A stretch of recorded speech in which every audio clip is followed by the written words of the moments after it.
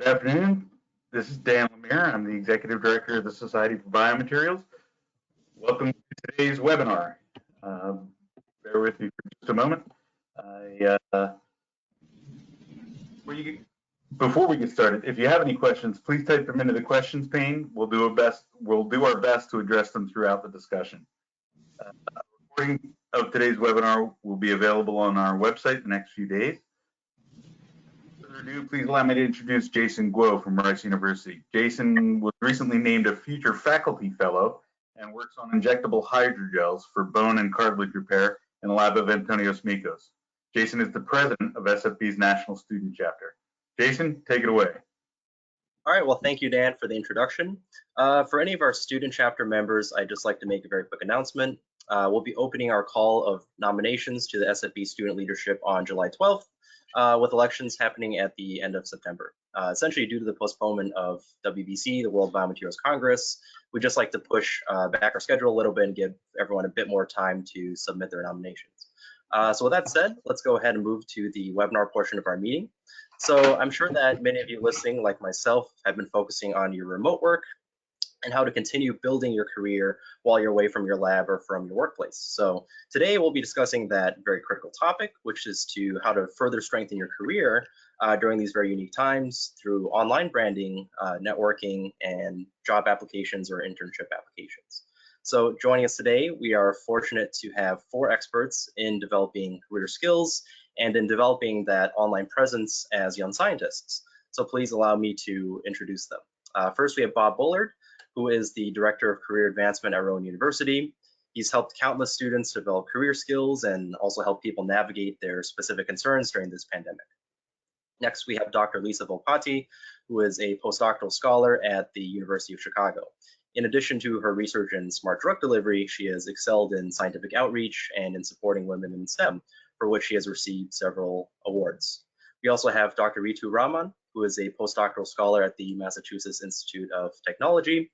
Dr. Raman develops stimuli-responsive materials and biomedical devices. She has also been nationally recognized for her public engagement and for empowering women and underrepresented minorities in STEM. And finally, we have Dr. Woojin Han, who is a postdoctoral scholar at the Georgia Institute of Technology. Dr. Han develops biomaterials for musculoskeletal regeneration. He also currently serves as the communications chair for SFB's Young Scientist Group and has been extensively involved in scientific outreach. So with that said, let's go ahead and start with our questions for our lovely panelists. So all these questions are open to anyone in our panel to answer, so please feel free to just chime in at any moment. So the first question we have is fairly broad. So what advice do you all have for students who are actively looking for a job, an internship, or a postdoctoral position right now? Maybe I can start. I mean, I'll focus my advice mostly on a postdoctoral position because that's what I know best. And I think, you know, a postdoc, like most jobs, probably the biggest thing that you need to leverage at any time, and especially at times like now, are your personal connections. I know that when I was looking, you know, I tried reaching out to a lot of different people, but actually putting yourself out there, having your advisor reach out to people, posting on social media that you're actively looking and your CV and what you're interested in, having a website that lists your publications and awards and your future goals can do a lot to sort of leverage the network of people that probably have some sort of positive feeling towards you to begin with and can sort of help you identify that next step. And the other thing I would say, more on sort of a mental side, is that this is already a very difficult time for all of us as we go through this job search. And if you get a lot of rejections, I really wouldn't take that personally. Most of the time when you're applying for things like postdoc jobs, PIs are balancing a bunch of different things, like do they have a grant and does it start on that particular day, and do they already have somebody else, say a graduate student that they need to keep paying for but who's graduated but can't find a new job. And so it's most of the time it's not personal, it has to do with the situation. So you just have to stay positive and keep trying. I would also like to sort of echo what Ritu just mentioned. I think really this is the time to really start leveraging your networks and connections, and really don't be shy about who you reach out to. So think about your potential lab alumni, friends, and PIs that you have met in the past. And if you're looking for postdoc, reach out to them, but also, let your PIs know to help you make that connection as well. That actually helps a lot in initiating the initial conversations. I would also suggest what was pretty helpful for me, at least for navigating through the faculty search, is setting up a Google alert, and this could also be very helpful for finding different industry positions that may be coming up in a random times. So Google Jobs Alert is actually pretty good. So you can put in the keywords, and every day or every week it will send you like a summary of a list of jobs that you can potentially pursue. So I would highly recommend considering that as well. So I would also add for similar advice for getting an industry position or an internship. I think especially now everything is kind of virtual and everyone's getting slammed with so many emails that you may reach out to people by email but not hear anything. And so if there's someone that even you've met one time at a conference and you email them and say, hey, do you remember me from this? Or hey, I heard your talk here. Could you possibly put me in touch with this person? And any sort of personal connection will definitely get you much farther than just a cold email. So I think that works for your postdoc position and also for any sort of industry position, especially in the startup world where there might not be as standardized of a process for hiring. That really knowing someone in the area is key to getting a position. I think just to summarize is that I know it's tough to think this way, but we encourage everyone to play the long game. So we look at economic cycles, there will be downturns, there'll be ebbs and flows, but the work that you've done in the past and the work you're doing now, you really want to make sure, to everyone's point, that you're making those connections. So your network isn't nearly as good as your network's network. So whether that is talking to your PIs, talking to your research partners, talking to your colleagues, talking to whoever will listen to you about the great work that you're doing or the great work that you plan on doing, and really leveraging those. And then really to kind of focus on a point is that it's very difficult to go from rejection to rejection and kind of stay kind of moving forward. But the great thing about the job search or industry or academia or research, you just have to be good once. Only one person out of 1,000 just has to see the inherent goodness in your work. So I know sometimes the math is not always in our favor. However, that persistence and that ingenuity really is what drives people to do great things, and take some levity on it. I know when I was in graduate school, I graduated graduate school in another economic downturn. We had rejection row. We hung up every rejection letter, me and my colleagues, that we got from all those schools and places we wanted to work on, and we kind of made a joke of it only because it kept our sanity a bit. So again, leveraging your network, and then really trying to move undeterred, because applying for positions or any opportunities is very difficult. Thank you. So it sounds like one of the resounding themes in everyone's answer is to really leverage your existing connections. I think it's an important point everyone's mentioned that people are receiving a lot of emails right now, so to have that very strong personal connection that everyone's touched upon seems like a very important sort of tool, if you will, to leverage. And also another theme I'm seeing in everyone's answer is to sort of just be steadfast, right? Because you may face rejections during this time, so to just kind of play the numbers game, if you will, in terms of applying to positions that you can. So that sort of concept brings us to our next question, which is amongst all the emails and applications, how can students really stand out right now, whether they're applying to jobs or trying to market themselves in their online presence?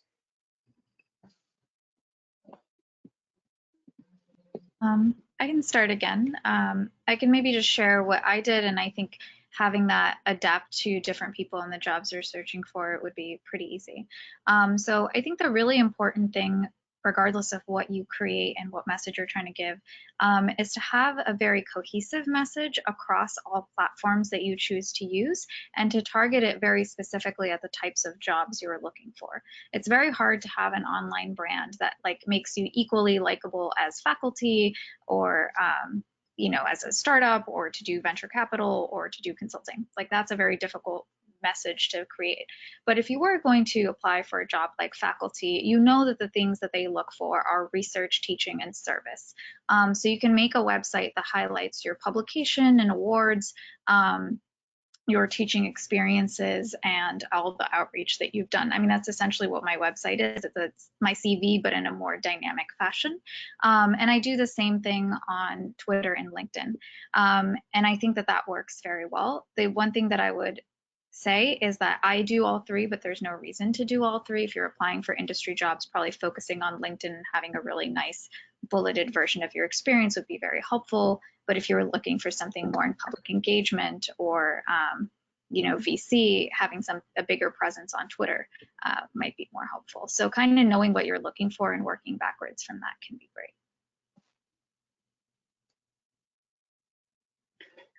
I would also sort of go back to one of the initial points that Ritu also mentioned from the first question.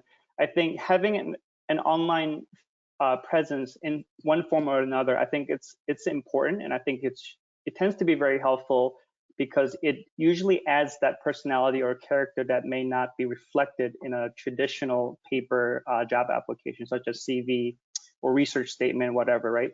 So I think, you know, crafting thoughtfully, whether it's a website or a Twitter feed or a LinkedIn page, and really tailor it and keep it updated as you sort of navigate through the job search, I think is very important. And I think the other thing that I should also bring is, I think in the times of this pandemic, I think I've seen a lot of online formats of seminars and conferences, and one of these forums that begins to emerge. I think it's, you know, if you see an opportunity, whether it happens within the department, locally or nationally, I think it's important to try to participate in some of these events to get your science and get your name out there. So going off that point and tying back into the previous question about kind of getting your name out there, and some avenues to do this, such as Twitter, and tying back into what we were talking about of leveraging your network and your network's network. So I've, on several occasions, actually had someone from Twitter follow me and send a direct message saying, hey, I see you're involved in this. Is there any way you could put me in touch with this person? Or, hey, I'm interested in joining the Hubble Lab. Could you tell me about your experience there? And I've never met this person before, but you know, their little Twitter line says, fifth year graduate students about to defend at so-and-so university in whatever field of biomedical engineering. And so I think, okay, sure, that, you know, I'd love to help. I'd love to offer any advice that I can, because I know that someone will do the same thing for me when I'm looking for a position. So if you can kind of tie both things together by using these platforms to get your name out and to expand your network, and then also use that network to kind of help get your name out further and kind of keep the cycle going. And another thing I'll add is, you may be a little shy, and you may think it's very awkward, or you don't want to reach out, you don't want to bother someone. I know for me, I always I feel bad, I kind of feel guilty, oh, this person's so important, they wouldn't want to waste their time on me. Well, it doesn't hurt to try. If you don't get a response, you don't get a response, but at least you tried. So there's no harm in putting yourself out there and just trying. No one's going to fault you for it. No, those are all great points. And I would just add, I think the biggest thing to social media success is consistency. There's a lot of C+ ideas that get a lot of traction on social media, not because they're the best ideas or not because they're the smartest, it's because they're consistent. I mean, so social media in itself and building your professional brand is a job. So what I would suggest, and I suggest this to all graduate students, carve out 15 minutes a day to go on all the social media mediums that you want to be on, whether that's LinkedIn, whether that's Twitter, whether that's Instagram. It doesn't make a difference what it is, and take time to engage.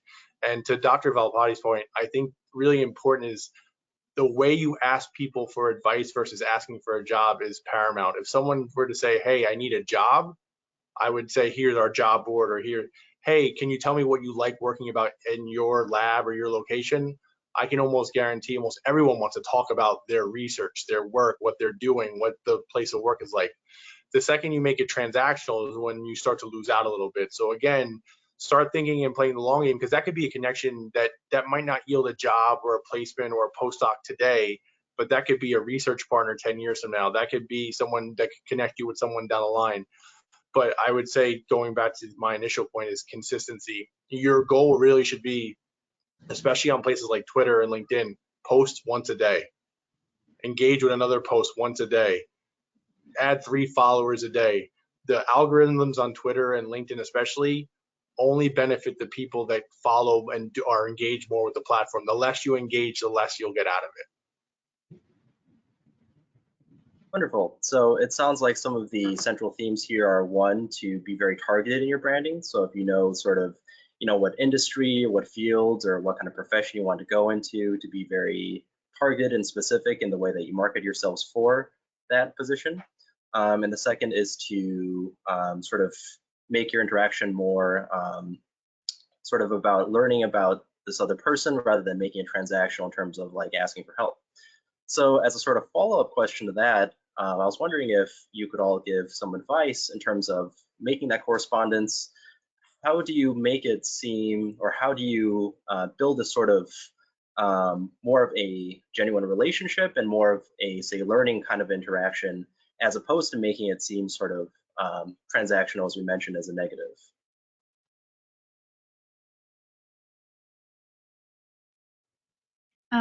I think that ties a little bit to what Bob was saying about continued engagement.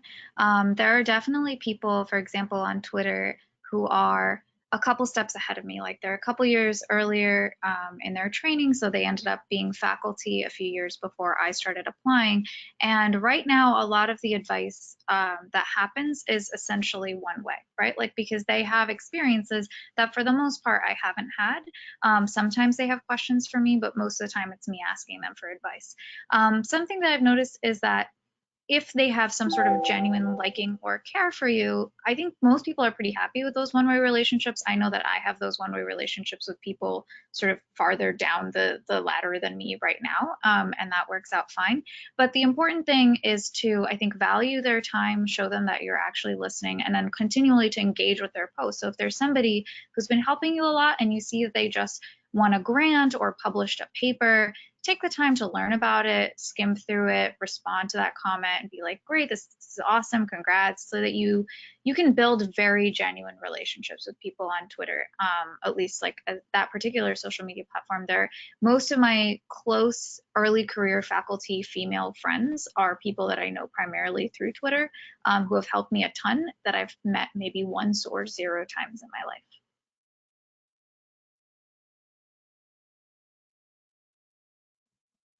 So another thing that is a way to engage with someone, if you have a connection that you met at a conference, for instance, and I know it can be, or at a virtual conference, I know it can be quite difficult to keep track of everyone you meet or kind of stay on top of it, but I do think sending, a follow-up email or engage or follow on Twitter if they have an account is really valuable to kind of solidify that, and then to go beyond that to kind of check in with them every once in a while. Hey, how are you doing? I saw you just moved institutions, and I just wanted to see, how you're liking your new job. Or it could be, hey, I just published this paper, I'm really proud of it, and I thought maybe you'd find it interesting, I just wanted to update you.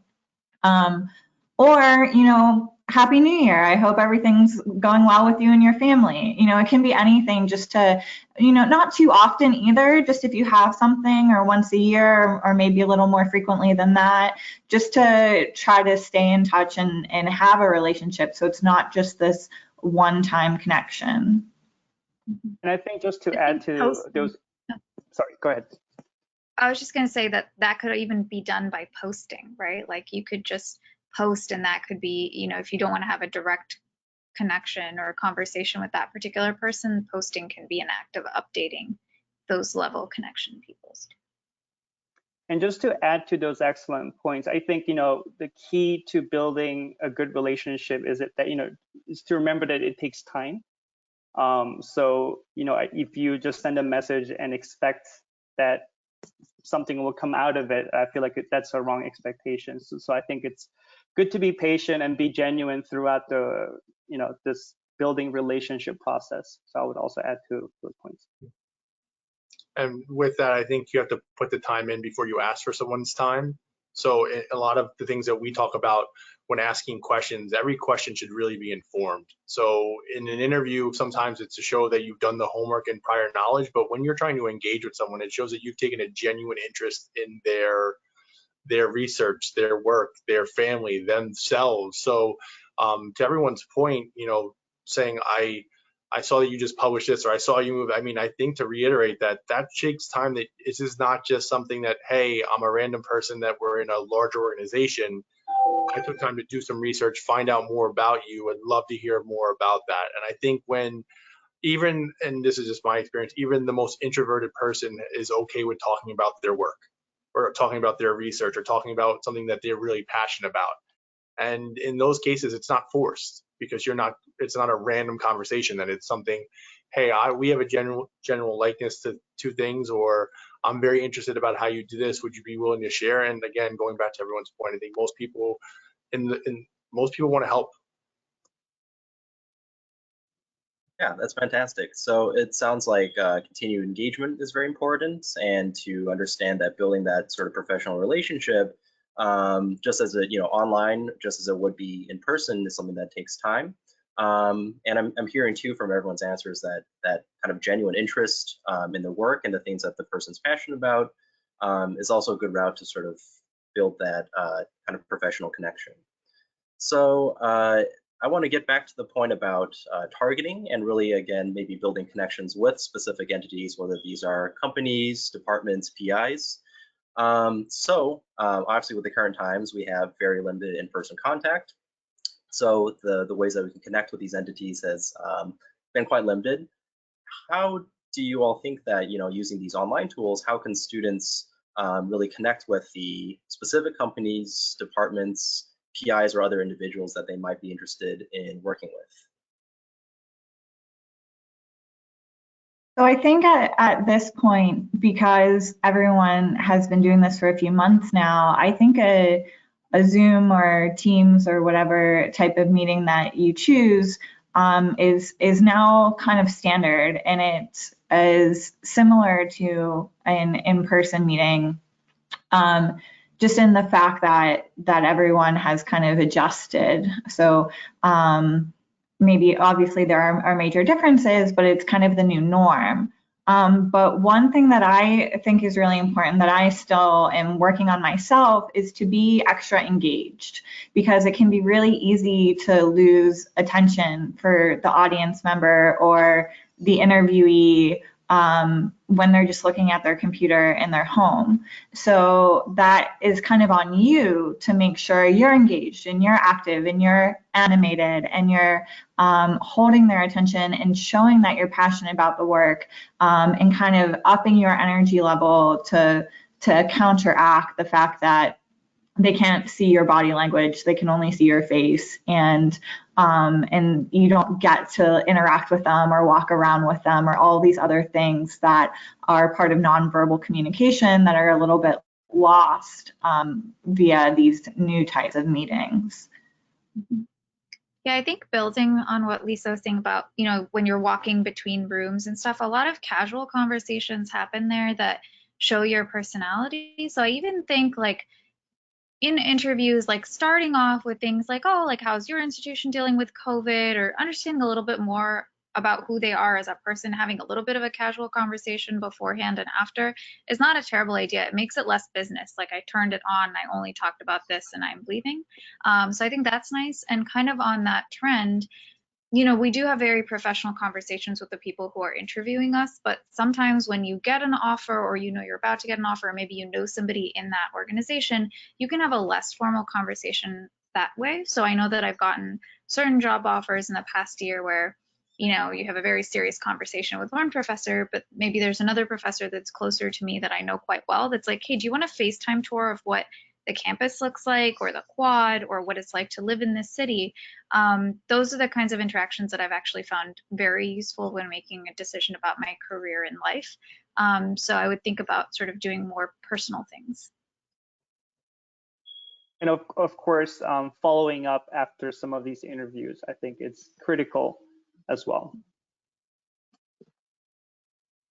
No, those are all great points. And again, making sure that's personally engaging and really understanding what's the appropriate time for. So, I mean, whether you're on Twitter or LinkedIn or in a Zoom meeting, I mean, really having an understanding of your surroundings and when's the best time to do that, but also showing your personal side. I think understanding what level of engagement is proper on Twitter versus on LinkedIn versus on even something like Instagram, and understanding that it doesn't always have to be 100% professional, but also at the same time something that you have 100% no problem showing your employer or your research partners as well. Yeah, that's interesting. It's a really interesting point. I think that with the lack of in-person contact, we lose some of that sub-communication and the nonverbal kind of aspect, I guess, of connecting with somebody professionally or personally. So I want to kind of dive into that point a bit more. So obviously we've mentioned, a couple points about conversation-wise, how you can try to adapt to that and build more personal kind of connection through those more maybe less rigid, more personal kind of questions. Do you have any advice for, say, whether it's Twitter or other online media, how we can also kind of bridge that gap and build more of outside of just purely let's talk science, kind of how to build that personal connection to people?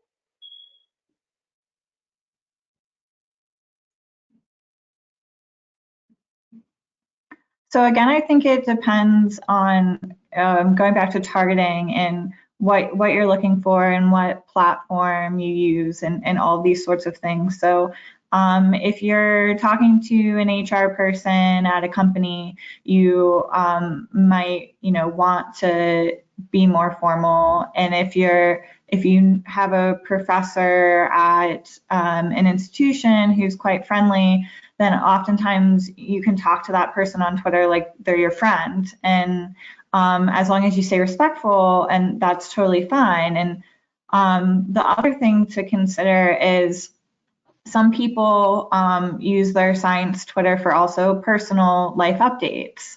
And so you can kind of scroll through and see, oh, how's your baby girl doing, or something, and try to be more personal that way. And I think that's also for you when you're making your own brand, for you to decide if you want to add a little bit of your personal life and your personality in, or if you want to keep it strictly professional.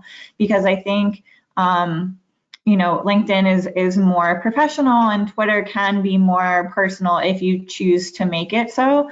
But there's nothing wrong with just sticking to the science, or with adding a professional bit of personality. No, I would totally agree. On Twitter, I tell everyone, follow as many people as you find interesting. I know a lot of people are concerned about, well, what happens if I follow 3 times more people that follow me, and what does that mean? But there's so much great opportunity there to learn from different people and engage with different people. So again, and with Twitter, the more people you follow, again, you'll probably see more opportunity of people following you back. It goes back to that engagement piece and how you're using Twitter. But for example, if it's something like your field, you need to make sure that you're using the appropriate hashtags, you're using the appropriate lingo, that you're making sure that you're tagging the appropriate people when you're making those posts. Because again, if it's networking, your 600 followers, and I'll just speak for myself, when I need something done at the university level, I know the person that runs our university Twitter. I send her a message and say, hey, this is really important, and then she'll retweet it, which is great. But my 600 followers just became 23,000 followers or whatever, and that was just because I sent the message. So again, it's understanding that. And the same breath on LinkedIn. LinkedIn, a lot of people question LinkedIn like Facebook. Facebook, you really should definitely know who you're friending, quote unquote friending. But in LinkedIn, if you're in the field and you have a connection and you have some of those connecting pieces and you send a message like, hey, this is why I want to connect because I want to learn more, that comes from a genuine place. And I would encourage more people to engage on that. Again, especially when places like LinkedIn where it's more reciprocal, the more people that you're connected with, the more people are going to see your information, the better chance it has an opportunity to be seen by someone that may be able to help you. And vice versa, you may see someone else's information that you may be able to help. And I think that's probably the most important thing about the social media is that it's not a one-way street. It's not necessarily I do this in hopes of getting a greater network. Really, it's a hopes that I'm on these social media platforms to best engage in not only myself but in the industry, whatever that may be, because it's going to reach so many more people. And also, I think it's important not to be afraid to have a self plug at the end of your talk, for instance, right? Like at the end of your scientific talk, or in the title slide, you can have your Twitter handle or whatever that's relevant for your needs. So I think that also, from my experience, that also helped me sort of expand the online network as well. Yeah, and if you feel slightly like weird about plugging yourself, you can always say, oh, for more information about this, or if you want to follow up with questions, here's my information, instead of saying, just follow me. It can be more of a reason for having that. But yeah, I definitely agree that that's a great idea, and I do that myself. And other example that I would give is, so when I was doing the faculty search this past cycle, on my CV, I actually had my website basically on top, right under my name. And I think that actually helped gaining a lot of traffic into my website, which actually had a lot of different portfolios and things like that that add complementarily to some of the things I was able to present in the application. So I thought, just doing that gently and strategically, I think was very helpful for me personally. Great. So it sounds like, it's very important to, plug yourself when appropriate and to try to kind of, I guess, get engagement or exposure as possible to your own online brand, and also to know your audience in terms of, when you're building those personal sort of connections. So in terms of sort of promoting or kind of getting exposure to your own personal brand, I wanted to ask everyone, since I know everyone has, a lot of people on this panel have websites and also, are active on Twitter, LinkedIn, etc. What have personally for you been the most effective tools for your own online branding?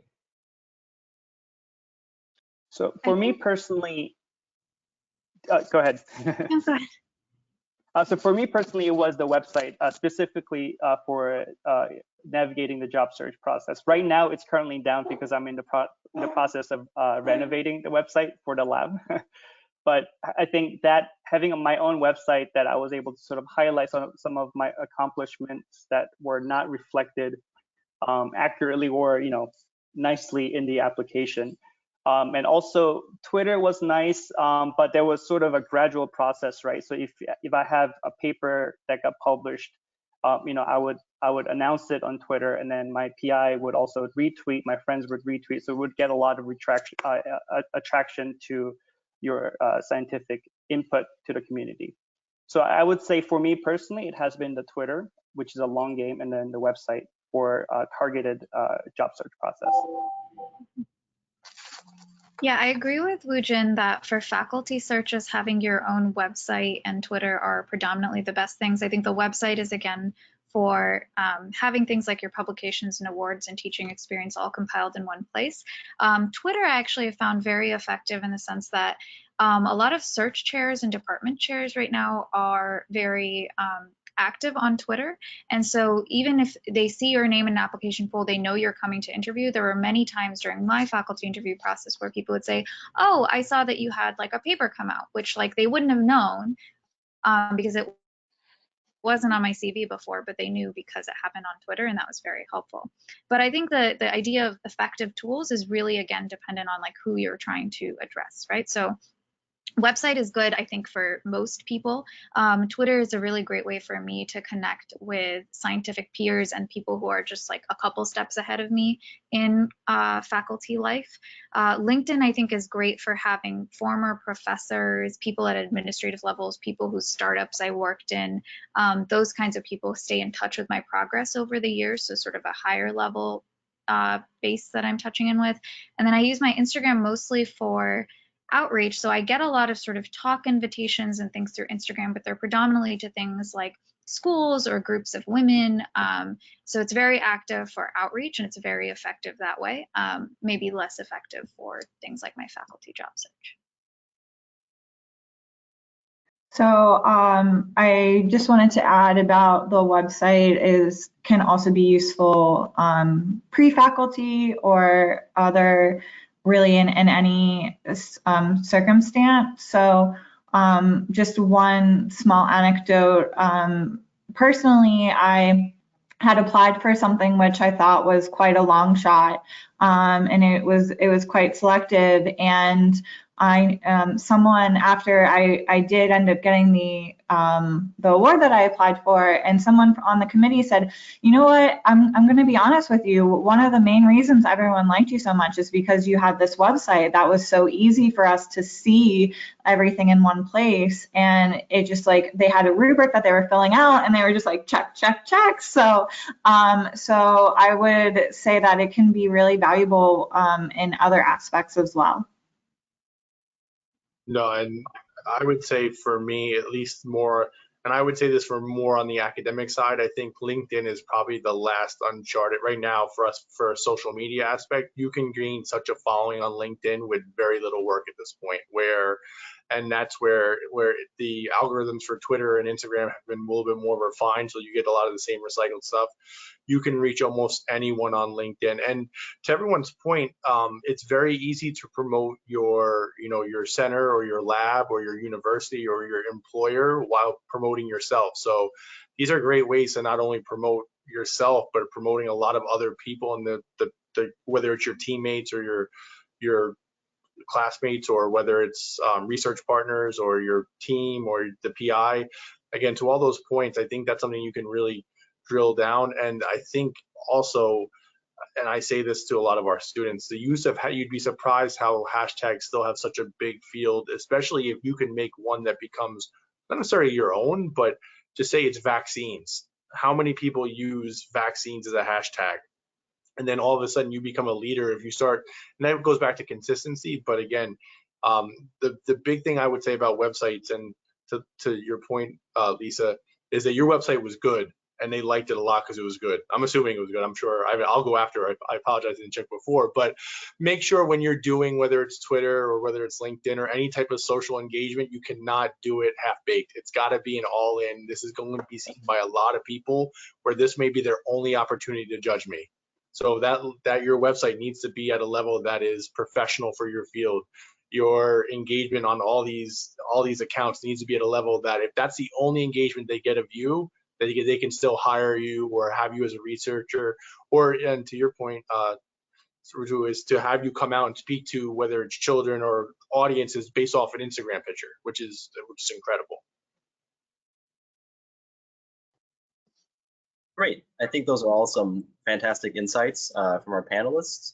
So in terms of these online media, I wanted to sort of transition to another point, which is very topical, I think, for the current times, which is online interviews and Zoom talks and presentations. So I'm sure that many people have invited to or have given these sort of Skype or Zoom talks and have given online interviews in the place of what would normally be an in-person interview. So what specific advice do you have for our audience on succeeding in those new kind of online format of interviews and talks?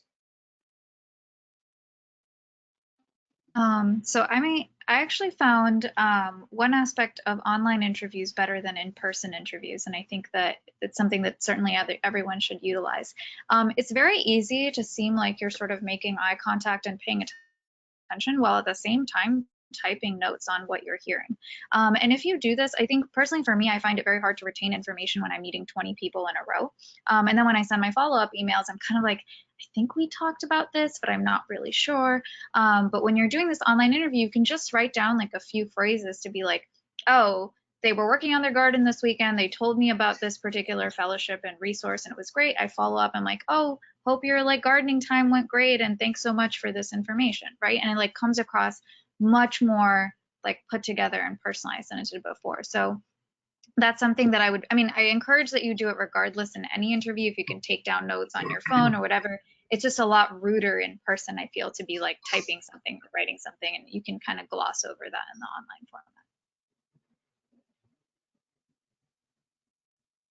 So two pieces of suggestions that I would add to that point is make sure to, obviously test your technology. I think it's good to think about investing a little bit on, having a good quality microphone for sure, and also good quality webcam as well. So, everything runs smoothly.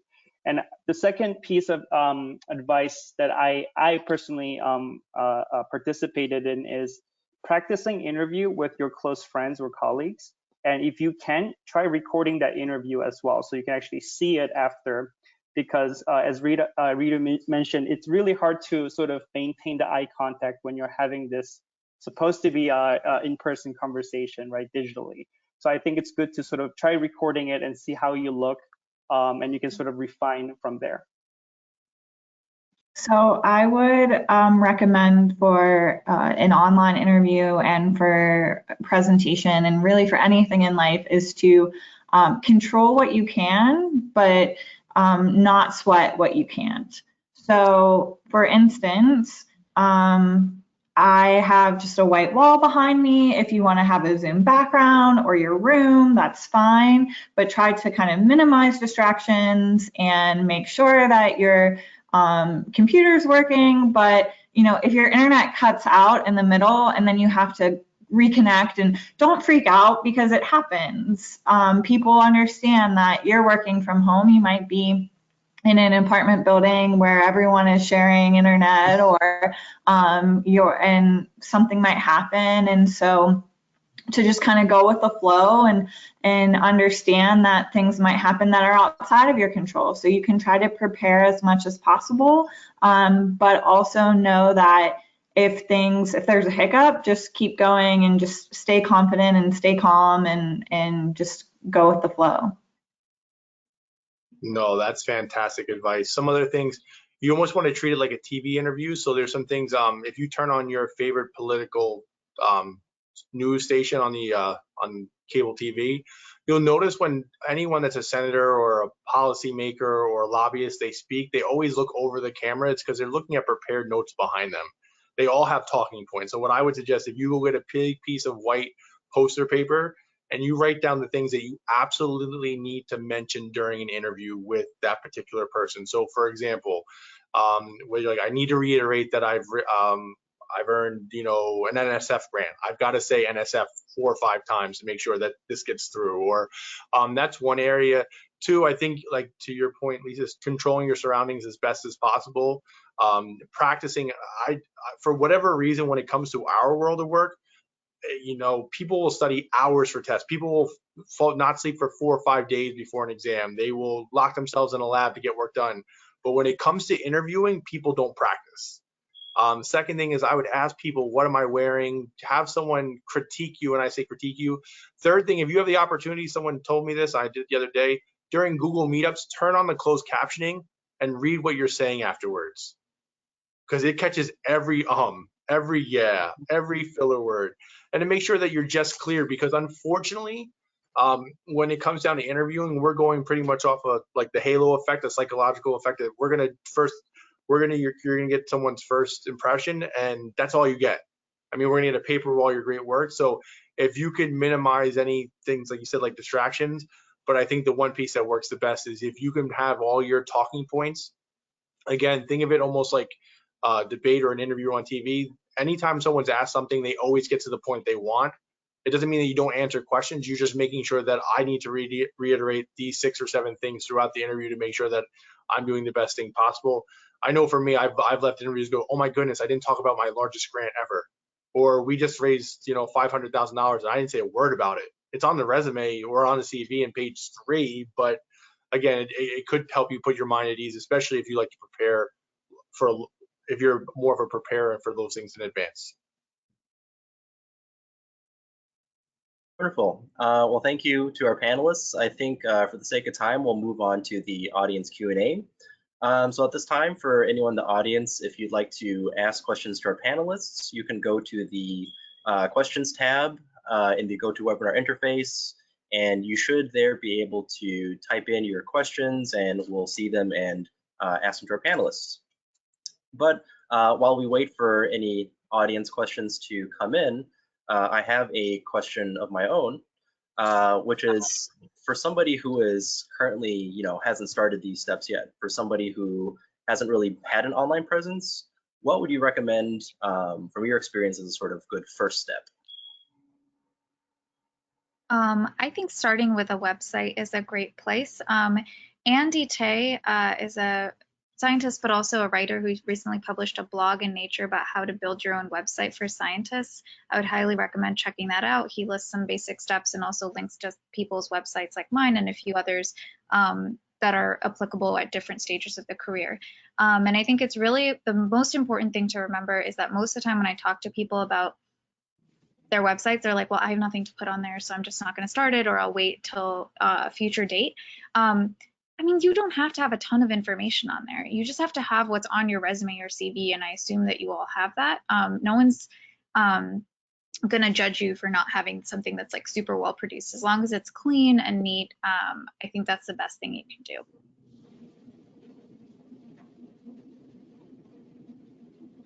Jason, this is Dan. I have a question of my own, and I wonder if I could ask our panelists to kind of switch hats for just a second. We come at this from the perspective of those seeking jobs, and that's our audience here, but frankly, from the perspective of those hiring, I wonder if I might ask you to talk about some of the things that you shouldn't do on social media. I know as someone who hires from time to time, I'm going to look at your Facebook account before the interview. And I just wonder, we talk about keeping it professional, keeping it clean, but could you just speak to that just briefly, anyone? So I can start the conversation on this, which is about what someone who's hiring might be looking for and what they're not looking for, I guess. And just personally, I do not have any social media. So I don't have a Facebook, I don't have an Instagram, and I mean, I had these things in the past. I don't currently have any accounts there. And my Twitter is completely scientific. I don't post things personally about trips I've taken or that sort of thing. So that's my own personal preference, is I just don't have anything out there. So there's nothing for you to find, and I don't see the need to tell everyone what I cooked for dinner. If you really like cooking and you want to share that, there's nothing wrong with that. As long as you keep things relatively professional and you're not, sharing controversial issues or things that maybe employers would find negative. I think it's fine to have other presence, but I think back to what Ritu said is when you're branding yourself, you want to be consistent. So if you have a public Instagram account that's completely sends a different message than your scientific Twitter, I mean, people are going to find that when they search your name. So you might want to make it private, that only your friends can see your updates, or make sure it's on brand. And it doesn't have to be 100% scientific to be on brand. It just needs to, make sure you're following this cohesive sense of self, like Ritu was saying earlier. I think building off of that, it's really important to note, I think a really strong point about Lisa's method of trying to stray away from saying anything personal in public is that a lot of times it doesn't have to be a bad thing that you say, right? It could be something that feeds into people's biases, implicit biases about what you or the kind of person who looks like you might do. So there's nothing wrong about somebody like me going out and buying a cute dress and posting it on Instagram. But unfortunately, that's going to make a lot of people who are viewing me as like a faculty candidate or hiring think of me as like a silly little girl that just thinks about dresses all day. That's not true and that's not fair. And I can like both of those things, but that doesn't mean that those biases don't exist, right? So like, it doesn't mean that you posted something bad necessarily. It's just you have to think about who's looking at it and what they think when they see that. I think it's also important to understand the social media platform that you will be or you are using. So for instance, on Twitter, it's not just about what you post in your own Twitter feed. It's also about what you like, what you retweet, and what you post in response to some other posts, right? Those are all public. So really think about, managing some of these social media platform as a curation of some of the things that you want to highlight as you as a person as well as a candidate. No, I think those are all great points. And Ritu, your point is really spot on. Sometimes the optics or someone's personal optics and implicit bias does play a lot. The question we ask our students is, will this age well? And if the answer is no, then it's probably not something for social media. And I don't necessarily, and whether that's takes, so obviously we're in a very heightened, I would say, political climate, and where we have an election coming up in 2020, we have social unrest. So it doesn't mean that you can't have your point of view, but I think coming at it from a place that if you're engaging in hateful speech or you're engaging in stereotyping or other things, that's never okay. And then second thing, some things really don't age well. So your views now, or a view now, may not be okay in 4 or 5 years, or more importantly, the view wasn't okay then, it just come to light now. So I can't tell you how many people have had their social media used against them 6 years later, 7 years later, 8 years later, or whatever it may be. Some of the things were hateful, some of them were out of context at the time, but now that person may be in a different role, which means that they're being used that. So if it doesn't age well, be mindful of that. And also, and to Lisa's point, there's no necessity to post if you don't feel comfortable posting. So the things that I know that I've been discussing today are assuming that you don't mind putting yourself out there on social media. If there's something that you don't necessarily like, that you can, there's different ways, whether it's through search engine optimization or leveraging others to put their posts in to really get those things done. But at the end of the day, our hope for our students is that their tweets, their posts will always age well. Yeah, those are all fantastic points. I'd like to bring up a question from our audience, which is, does it look less professional to have a personal website through, say, Google Sites or some other sort of free service in order to avoid fees from your other hosting services? I had thought about this for a while, actually. So my website is hosted by WordPress, and the free version is like lisaarvelpatty.wordpress.com.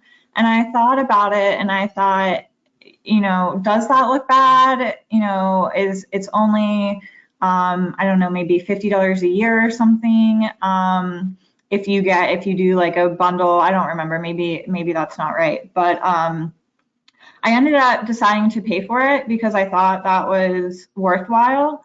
That being said, if you don't have the means or don't want to prioritize this, I don't think it's a negative in any way to have to use the free version. There might be some ads on it and you might not be able to use your own domain, but certainly we're not limiting a website to someone who can afford to pay for it. That would be ridiculous, and no one should discriminate against that. I absolutely agree. And I think, it's, again, going back to some of the points that we discussed, I think it's important to remember the targeting of the job search that you want to pursue. So really think about that and prioritize that over, whether I want to pay for a domain or website one. I think that's sort of a secondary. I think even using Google Pages as well as a lot of the free version, I think there are ways. You probably have to get a little bit more creative, but there are ways to sort of tailor the website and really advertise your presence online. To those points, I don't remember any of the domains I look at. So what I would say, if you're putting your website on your CV, the only time I would include a website on a CV is if they can click on it.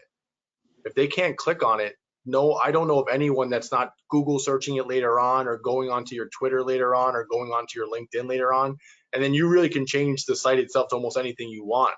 So what I would say is, I can understand where there could be a stigma behind that, but I would just be mindful of how you're sending that information, because I know students say, well, here's my site. And I say, well, I can't click on this on the paper. I'm not taking the time, even if it is clean, I'm not taking the time to look on your CV or resume to type it in. So if it's on a link in the email, obviously you can hyperlink it differently. So you could do so many different things, but again, information is information. That's something that hopefully, if that's being held against you, that you are economical, that's something that it might not necessarily be the best place for you to work per se. Yeah, those are all fantastic points. I'd like to wrap up with just one more question, which is what advice do you have for boosting exposure or say search engine optimization for anyone's personal website or Twitter handles, etc.? I mean, I think the number one rule for PageRank is to link to a lot of things that link back to you. And to the things that link back to you should ideally be reputable things. So obviously on your website, you want to link to your Twitter and LinkedIn, whatever else you have going on, and on those you link back. But also having things where every time somebody writes an article about a paper that you wrote or anything else, have all of your information, because having MIT News say something like you can learn more about it here and linking to your website can do more to boost your SEO than other things can. I would just say it's kind of like Google Scholar, stand on the shoulder of giants. I mean, anytime you can have someone that's much larger than you repost or do that, I mean, I think that's a fantastic point to really grow it. Again, this is very simplistic, but you probably should Google yourself. You should probably understand where you fall into. I mean, I know that seems sometimes self-righteous or self-important, like to find out where you stand, but I know for myself, the father of environmental justice, I share the same name as him. He is an African-American gentleman in his 80s, 70s or 80s right now, and he is an absolute dynamic leader in his field. I'm not anywhere near Google to page 4 after all of his books and articles and his deanships. And so again, understanding that, so no one's going to run into me per se, but I do get asked at least once a semester if I would sit on their dissertation committee, which is quite the honor, but I'm not in that field, but doing that work as well. And then if the more you can get influencers to see your work and repost your work or engage in your work, it goes a long way. On the flip side of that, engaging in their work, the new thing now on LinkedIn now is like, let's see how many people we can connect with each other. So someone will post and then about 1,000 other people will post on that site, but those other 1,000 people saw your information. So depending on what your end goal is, if it's just to get followers, there's one way to do it. If it's to get meaningful followers, there's also ways to do that.